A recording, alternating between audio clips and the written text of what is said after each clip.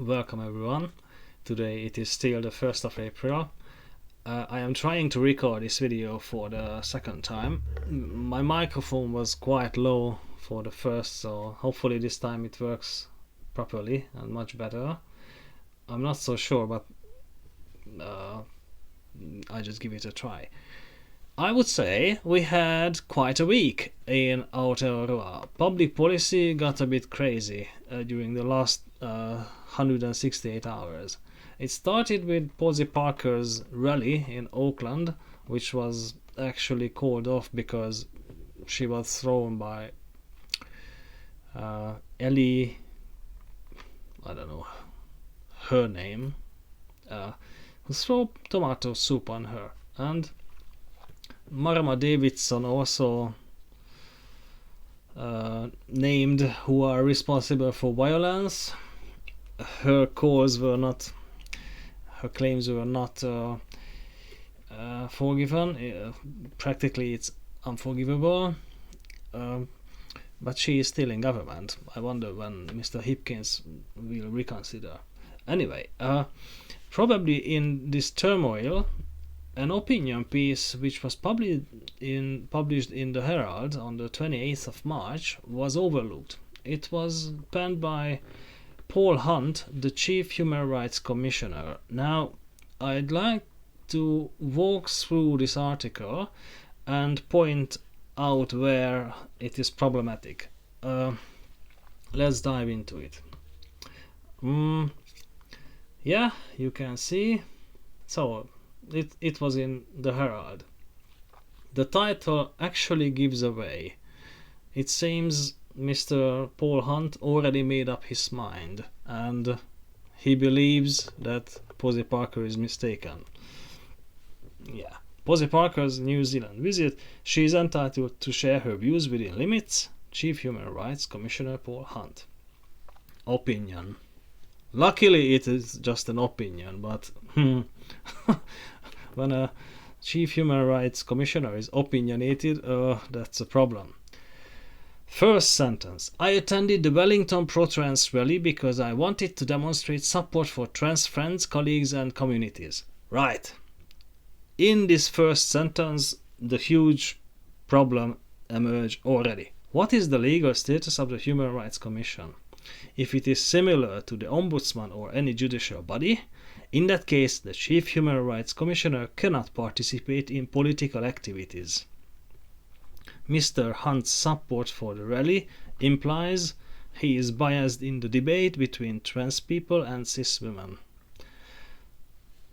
Okay, let's move on. There are more problems than just this. We will see. For generations, trans people have been ignored, silenced, harassed, abused and denied their human rights. Criticism and attacks triggered their deep sense of vulnerability and anger. Kelly Jean Keane Minshall's brief visit to Aotearoa, New Zealand generated complex human rights issues. I want to provide a human rights perspective on them from where I sit, with my multiple privileges and advantages. Human rights are nuanced, and this is not always understood. Now, so far it's not too problematic, but the last sentence, human rights are nuanced and this is not always understood, is a bit misleading. A further clarification about the legal status of the Human Rights Commission would be necessary because, as far as I know, the Human Rights Commission is responsible to hold the state to account only for those human rights conventions that the state ratified.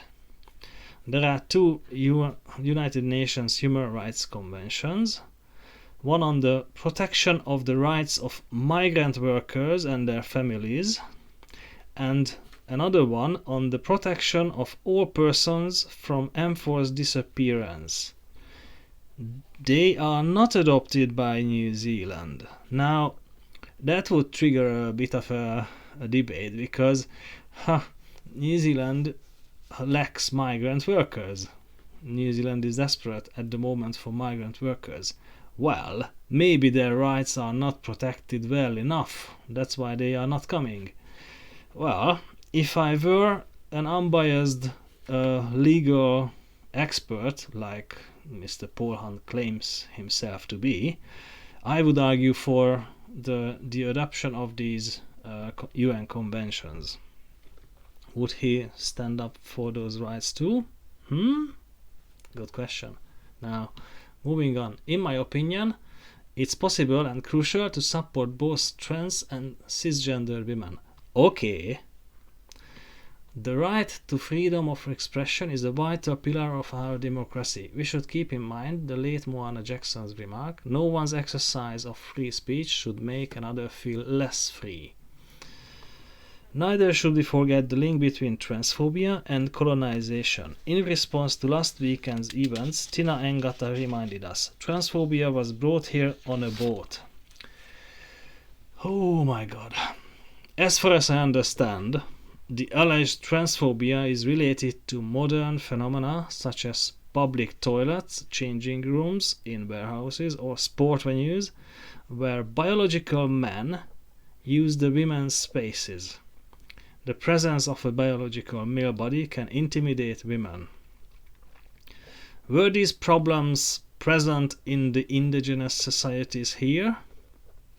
If not, this claim is rather biased, I would say even racist to some extent. He is the Chief Human Rights Commissioner. We have a problem here. Okay, moving on. Kim Minshall said she was advocating for women's rights, but that got lost because she advocates for the removal of the rights of trans people. Her words make others feel less free. Okay, now here it would be crucial to list how Posie Parker did this. By saying what? Otherwise, it is simply a political claim, and coming from a lawyer, it is rather unsubstantiated. I understand that Posie Parker also made controversial claims that the pharmaceutical companies are interested in selling hormone medications for people who are transgendered. And now those claims were indeed controversial. She couldn't justify them properly. I understand that. But standing up for women's safety and living without intimidation is also crucial, and I think this is where Mr. Hunt got not just a bit got profoundly biased. Okay, move on. Some say that free speech is the best antidote to harmful speech. There is some truth to that, but it is also overly simplistic. It always reminds me of the old quip, the law in its majestic equality forbids the rich as well as the poor to sleep under the bridge, to beg in the streets, and to steal bread. Sure, everyone, rich and poor, has free speech. But let's not kid ourselves.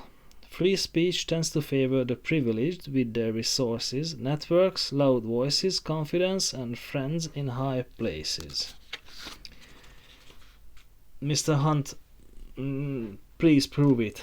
It is unsubstantiated here again. Otherwise, this is just not true either. Okay, if he talked about propaganda, where those voices are heard which are supported by the most resources, that would be okay. But we are talking about free speech. It's just not true what he said. Moving on. So the antidote of free speech sometimes works, but sometimes it doesn't. With human rights come responsibilities to others. Some rights compete with other rights, and in these cases, fair balances have to be struck between them. Freedom of speech, for example, has to be balanced with the right to live in peace and safety, free from discrimination. Also, many human rights are subject to justified limitations, including under the New Zealand Bill of Rights Act. So, when someone shouts, "I know my rights," I'm thinking, are you sure? Okay, Mr. Hunt, here it would be crucial to repeat what the Human Rights Commission's legal status is.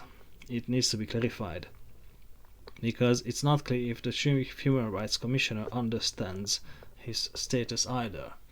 So please don't demean other people. Of course, the law is complicated, yes, but please don't lecture us unless you did all your efforts to enlighten us about our rights. Sorry, I am getting a bit angry. Moving on. In Auckland and Wellington, we saw thousands of people rejecting Kim Min-ha's falsehood that trans people are a danger to women. I think I have said what the problem is. So, Mr. Hunt, why is that a falsehood? Again, it is unsubstantiated here. Please show why this is the case. Okay. The rally. He is talking about the rally in the coming sections. It was a hopeful show of leadership by and solidarity with the trans community, who have been the subject of abhorrent online and offline targeting in recent years. It's appalling that trans people have to defend their rights to exist. Okay, what was exactly the hopeful show of leadership? Throwing soup on a speaker? Please clarify, Mr. Hunt. At Te Kahui Tika Tangata Human Rights Commission, we affirm that trans rights are human rights. Nobody disputes that. These rights are grounded in international covenants, conventions and declarations, and reinforced by the New Zealand Bill of Rights Act and Human Rights Act. By affirming trans rights, we are doing the job given to us by Parliament. As much as we disagree with her, Kim Min-ha is entitled to share her views without being assaulted, intimidated or shouted down. We all have human rights responsibilities. Now this is okay, that's fine, but the question is still there. Does this Human Rights Commission disagree with that problem that when women feel intimidated by the presence of biological men in their spaces exists? Do these women need no protection by law? Yeah. Given trans people's historic persecution, and as they grow in strength and confidence, I lost where I was. It is unrealistic to expect them to stand aside and do and say nothing. The state had a human rights responsibility to make arrangements for Kim Min-ha to speak without being assaulted, intimidated or shouted down. That did not happen. Now, it is a positive for Mr. Hunt. Unfortunately, this is among... okay. Probably this is the most positive of this article in general. Importantly, the intimidation was not confined to one side. Many rainbow people also felt scared before the rallies, and some were threatened after the Auckland rally. In everyday life, rainbow people disproportionately experience harassment, violence and discrimination. Okay, I understand it. Fair enough. It shouldn't happen.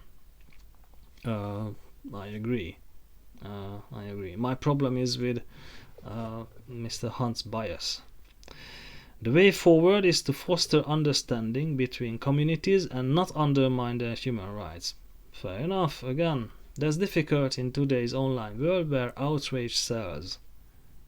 The human rights mission is dignity for all. Here in Aotearoa, dignity for all, remember the protection of migrant workers and their families?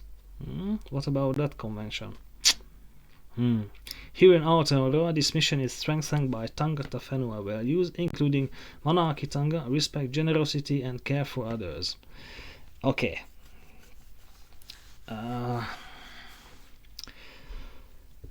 Before 1840, Tangata Whenua refers to the indigenous people of Aotearoa. And I just don't see how the Maori community's traditions contributed to human rights in general. So it would be fortunate if Mr. Hunt had clarified how the international legal documents and declarations were contributed by Aotearoa's indigenous communities. it is mistaken and misleading here. Sorry. Okay, moving on. Bear with me, it's not much to go further on. Takatapui and diverse gendered Pacific people must also be given agency to contribute leadership. Otherwise, their perspectives will be lost and the communities they come from will be left behind. As an inclusive democracy grounded on the Treaty of Waitangi, New Zealand is well positioned to realize the human rights and responsibilities for everyone, including women and our rainbow communities. Okay. My problem is that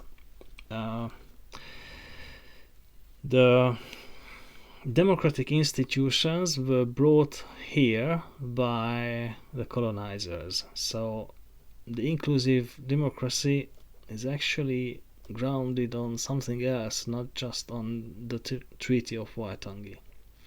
So it is mistaken here.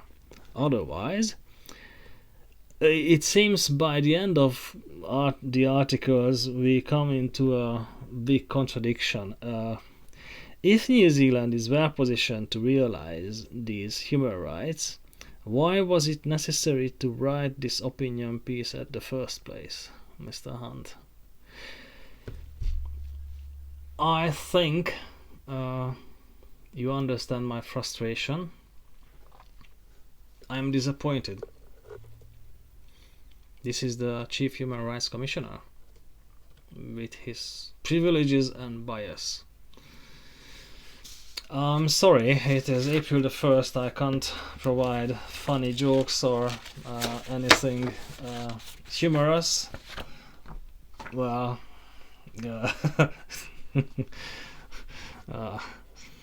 it's quite bad of a joke. Hopefully next time I can bring some good news too. Have a nice weekend and see you in the next one.